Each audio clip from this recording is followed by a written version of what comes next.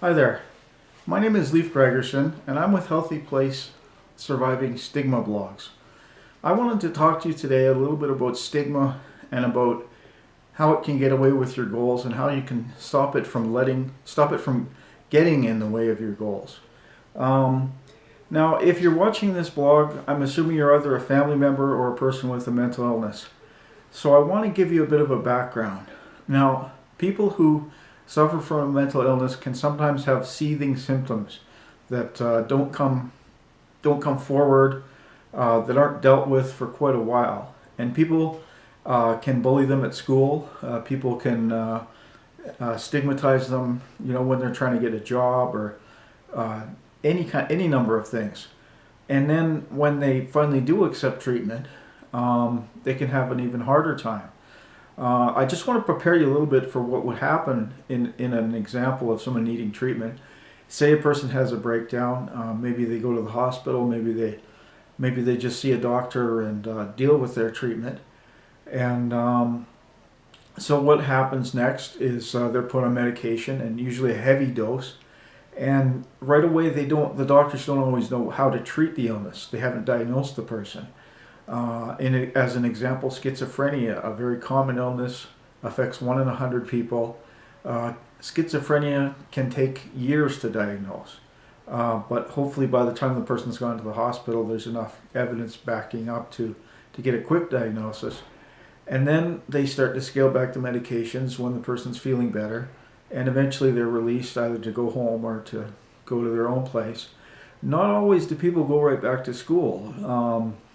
Stress and mental illness is a very difficult thing. Among other things, alcohol, mental illness are definitely something you should not mix, especially when the person's medicated. And marijuana and mental illness is very detrimental. It can make a person a lot worse. But the thing is, there's a lot of stigma, and some of it comes from the person themselves, who feel, okay, well, I've got this illness, I can't do any of the things I set out to do in life. There can also be a case where a person sees that mentally ill person and is prejudiced against them because of their illness. As before, they pick on them, they bully them. This can happen even in later life, in a workplace or whatever.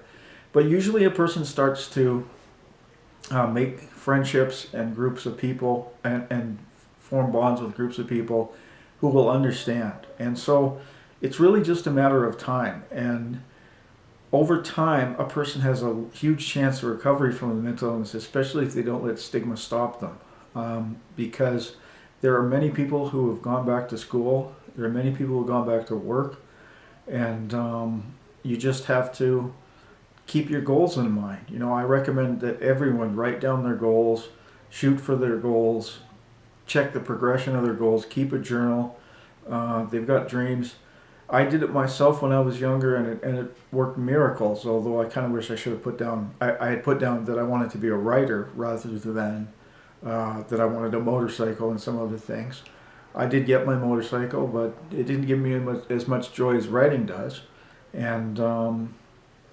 But regardless, here I am working for HealthyPlace and writing a couple of books and different things like that. So anyhow, just to sum up quickly, don't let mental health stigma get in the way. If people are stigmatizing you, limit your contact with them. And even if you have some symptoms, things will get better. You will learn to manage what symptoms you have. You will learn to manage your medications. And you will learn to manage your friendships. And when all these things get into that optimal range, your life is going to get a whole lot better. So hang in there, and thanks for listening.